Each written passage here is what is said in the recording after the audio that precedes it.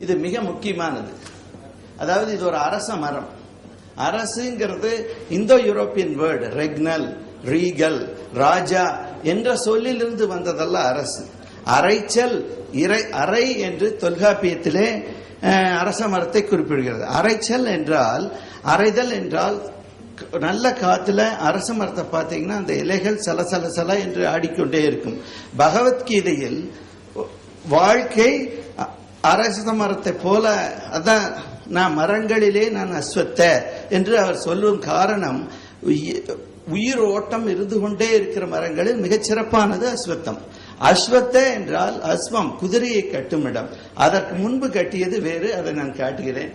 அப்புறம் குதிரை அதை ரீப்ளேஸ் பண்ணி இருக்குது. இப்ப கார் ரீப்ளேஸ் பண்ணிருச்சு இல்லையா, கட்ட வேண்டிய டெம்போ ரீப்ளேஸ் பண்ண மாதிரி. ஸோ இந்த இடத்துல கிராமம், அதுல கொற்றவை இருக்கிறா அரச மரத்துல. அது பெண்ணுன்னு காட்டுறதுக்கு அந்த தலைப்பாழை என்ற காட்டன்னால, பருத்தியினால் செய்த பருத்தி ஆடை, அவளுக்கு கொம்பு இருக்கு. இது ஒரு ஆடு, சரபம். மர்கார் கோட் என்று ஆப்கானிஸ்தான், ஈரான் மலைகளிலே கிடைக்கிற மர்கார் கோட், சரப ஆடு. அதற்கு முகம் மனித முகமாக அமைக்கப்பட்டிருக்கிறது. பூசாரி இருக்கிறான்.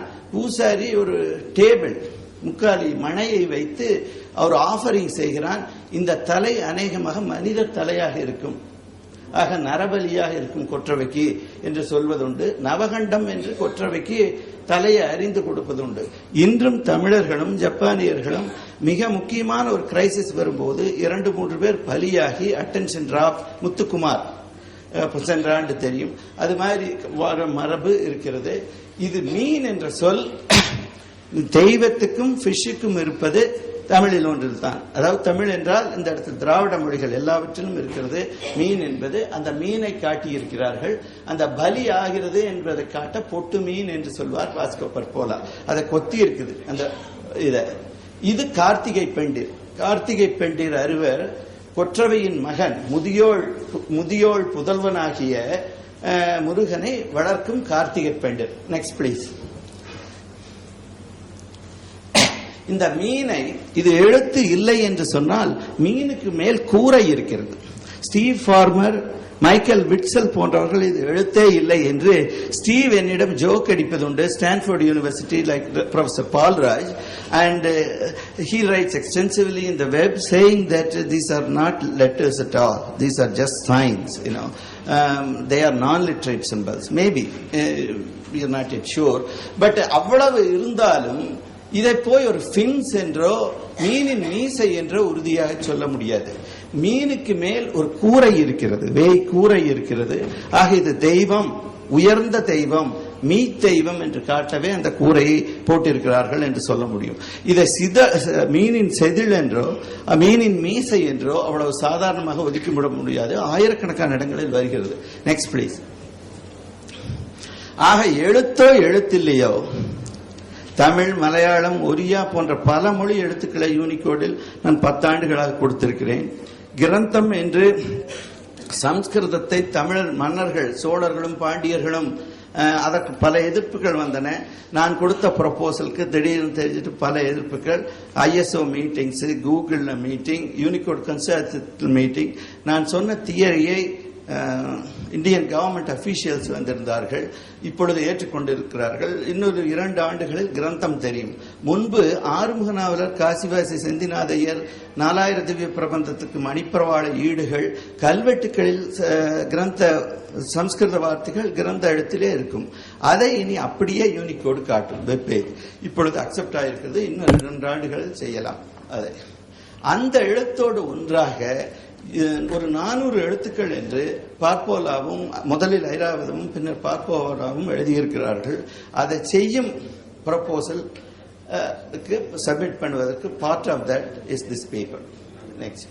இதனால் பிளைன் டெக்ஸ்ட் டேட்டாவாக இருக்கிற ஸ்ட்ரிங்ஸ், இண்டஸ் வேலி இன்ஸ்கிரிப்ஷன் ஸ்ட்ரிங்ஸை பிளைன் டெக்ஸ்ட் இமெயிலில் அனுப்ப முடியும். தமிழோடும் இந்தியோடும் கிரந்தத்தோடும் கலந்து அனுப்ப முடியும்.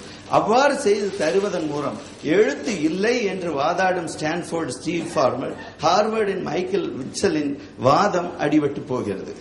இதில் வெற்றி பெற்றால் வெற்றி பெறுவேன் என்று நம்புகிறேன். நெக்ஸ்ட்.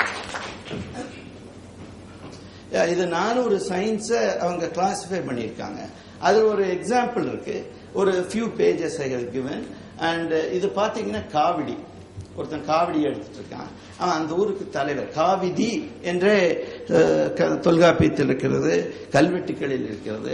அந்த காவிதி அந்த ஊர்ல கொஞ்சம் சின்ன ஆள் போல் இருக்கு. அதாவது நம்ம ஊர் வட்டத்தலைவர், இவர் மாவட்ட தலைவர் என்பது போல, இவர் பெரிய ஆள் போல் இருக்கு. அது கொம்பு இருக்கும். எங்க எல்லா சாமிகளுக்கும் சிந்து முத்திரைகள்ல பார்த்தா கொம்பு இருக்கும். நீங்க எந்த இந்திய கம்யூனிட்டிலையுமே இவன் பெரிய கொம்பனா, அவனை கொம்பு சீவி விடாத, இவனுக்கு கொம்பு முளைச்சிருக்கா என்று சொல்வதை தின வாழ்க்கையில் கேட்கலாம். அந்த கொம்புக்கு அவ்வளவு முக்கியத்துவம், அதன் உண்மையான இது மறந்து விட்டாலும் இன்றும் நம் வழக்காடு மொழியில் இருப்பது தமிழ் ஒன்றில் தான். ஆக சிந்துவை திராவிடத்திலிருந்து பிரிக்க ஹார்வர்டு ப்ரொஃபசர் முயன்றாலும், ஸ்டான்ஃபோர்டு ப்ரொஃபசர் முயன்றாலும் இந்த ஊர் கிராமங்களில் மறந்த என்னால் அதை ஒத்துக்கொள்ள முடியாது. நெக்ஸ்ட், நீங்க மத்திய கிழக்கு ஆர்ட் தான் மிக அழகா பெரிய monumental art, several feet, 100 feet by 400 feet.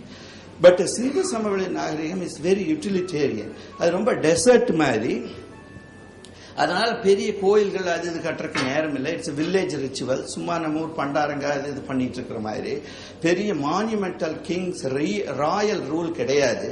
ஆனா அவங்க they were interacting heavily with the trade, just like the Kongu region, which has found the maximum number of Roman coins in the whole of India.